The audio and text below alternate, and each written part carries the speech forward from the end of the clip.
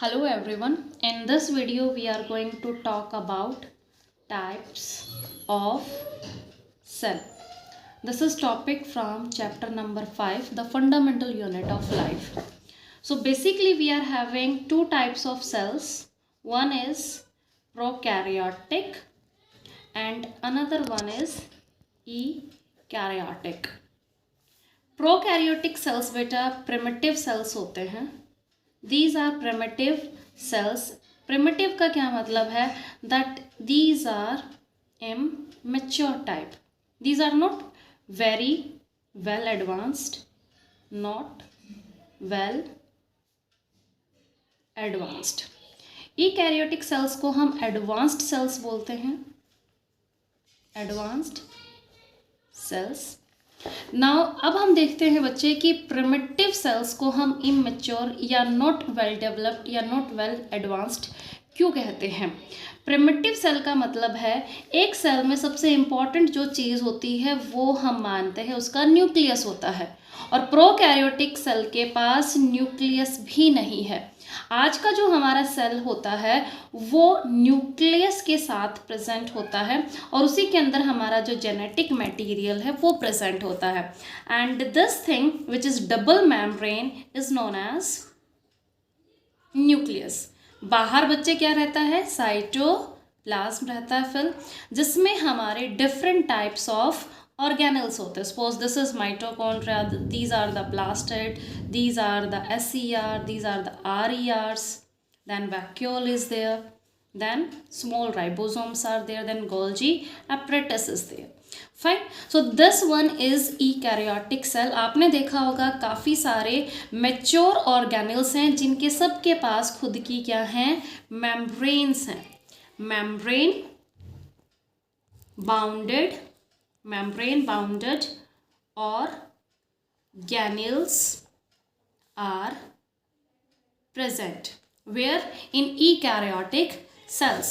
primitive cell का अगर हम स्ट्रक्चर देखते हैं, so if we are going to talk about bacteria, तो यहाँ पे आप देखेंगे सेम साइटोप्लाज्म तो है, लेकिन साइटोप्लाज्म में कहीं पे भी बच्चे हमको न्यूक्लियस देखने को नहीं मिलेगा. बट यस, इनके पास इनका खुद का जेनेटिक मटेरियल ज़रूर है, लेकिन वो न्यूक्लियर एनवेलप से बाउंड नहीं है. न्यूक्लियर एनवेलप इनके पास है ही नहीं जो इनकी प्रोटेक्शन कर सके और जो साइटोप्लाज्म से न्यूक्लियस वाला जो जगह है उनको अलग कर सके.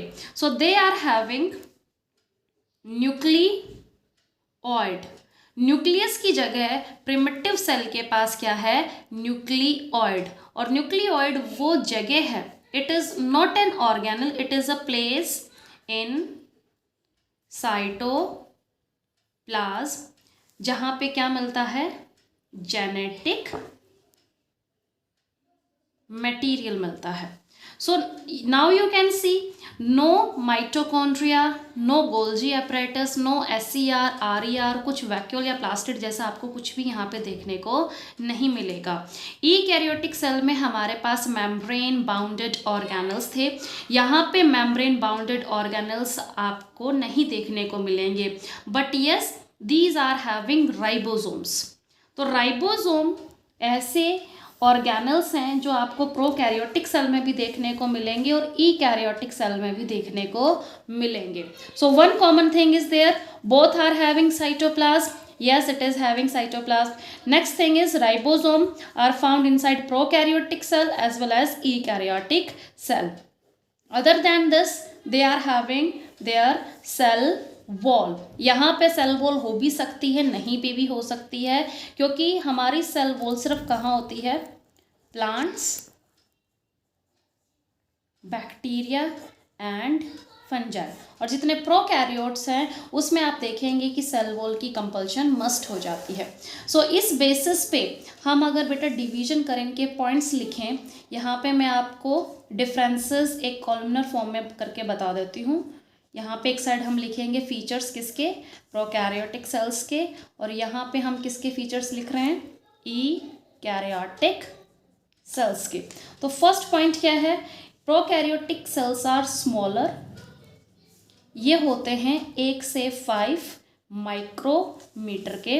दीज आर कंपैरेटिवली बिगर हम कंपैरिजन किनका कर रहे हैं, प्रोकैरियोटिक सेल का ईकैरियोटिक से, और ईकैरियोटिक सेल का अगर हम साइज देख रहे हैं वो प्रोकैरियोटिक के सेल के साइज में रेफर करके देख रहे हैं. So these are the bigger, generally ये 5 से 100 माइक्रोमीटर तक के होते हैं. Micrometer is like 10⁻⁻⁻6 meter. इसको हम ऐसे भी लिख सकते हैं 1 2 3 4 5 इतना मीटर, और आप इसको ऐसे भी लिख सकते हैं 1 2 3 4 5 एंड 6 मीटर. तो ये काफ़ी छोटी वैल्यू है. अगर आप 5 माइक्रोमीटर बोलते हैं तो आपको बोलना पड़ेगा 0.00005 meter. Next thing is no nucleus. What they are having? Instead of nucleus they are having nucleoid. No nucleus is present, they are having nucleoid. यहाँ पे क्या होता है, nucleus is well developed. Nucleus is well developed. Third point, only single chromosome is there. Single chromosome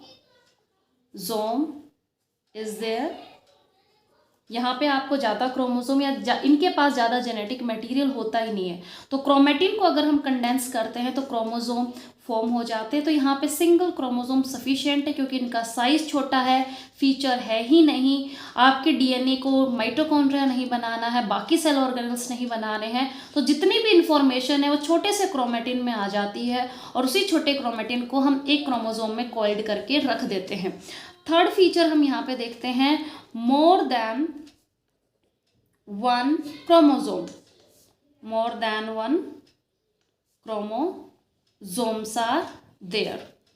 Fourth point is no membrane bounded organelles. No membrane bounded organelles, जैसे कि अभी हमने diagram में देखा था, कोई भी आपको मेम्ब्रेन बाउंडेड ऑर्गेनल्स नहीं दिखेगा. यहाँ पे फोर्थ पॉइंट इसका अपोजिट हो जाएगा, मेम्ब्रेन बाउंडेड. कोई भी ऑर्गेनेल अगर आप ईकैरियोटिक सेल में देखते हैं वो अपनी खुद की मेम्ब्रेन लिया हुआ है. तो membrane bounded cell organelles are present.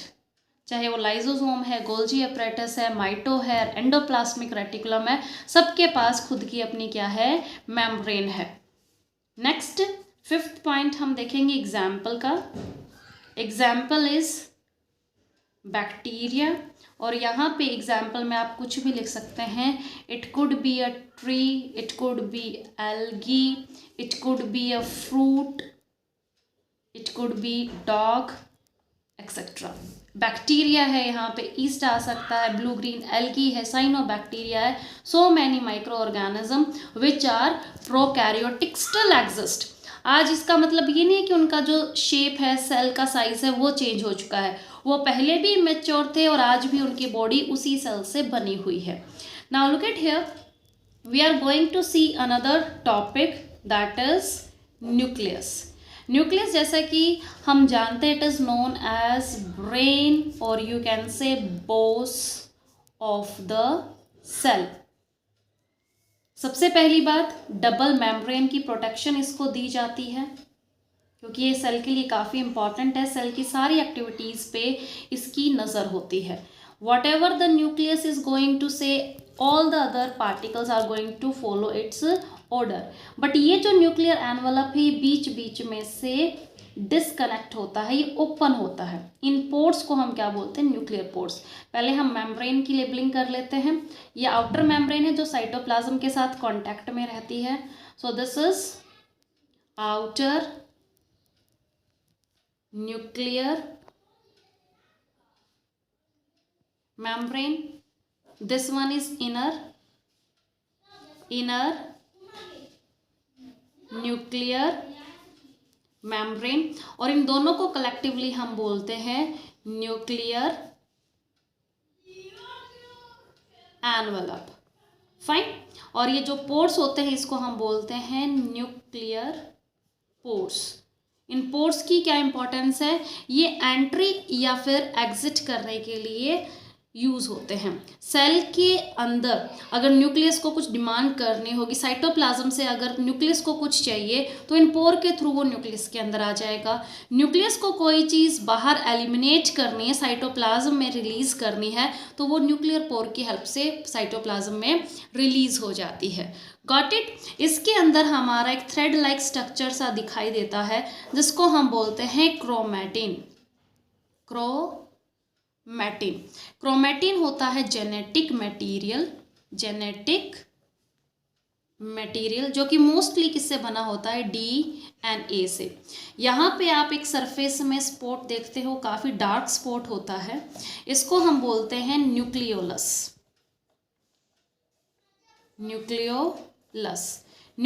में क्या होता है, RNA, and this is the site of formation of ribosomes and rRNA। RNA के 3 टाइप होते हैं, उनमें से एक RNA यहाँ पे बनता है rRNA। दूसरी चीज़ मैंने आपको क्या बताई, यहाँ पे राइबोसोम्स भी बनते हैं।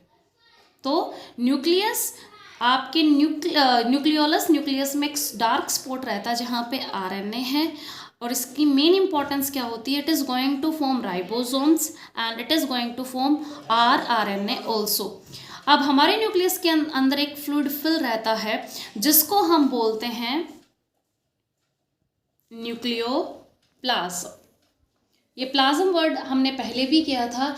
जैसे सेल के अंदर साइटोप्लाज्म फिल रहता है बेटा, ऐसे ही न्यूक्लियस के अंदर कौन सा फ्लूइड फिल रहता है, nucleoplasm. So these are the main important points in reference to the diagram of nucleus. Double membrane bounded है क्योंकि ये सेल के लिए काफ़ी इंपॉर्टेंट है, इसलिए इसकी सिक्योरिटी एक मेम्ब्रेन से ना करके सेल ने डबल मेम्ब्रेन से की हुई है। फाइन। मेम्ब्रेन कंटिन्यूस नहीं है, बीच बीच में इसमें होल्स हैं, पोर्स है, जिसको हम बोलते हैं न्यूक्लियर पोर्स, जो चीज़ों की एंट्री और एग्जिट करने के लिए काम में आते हैं।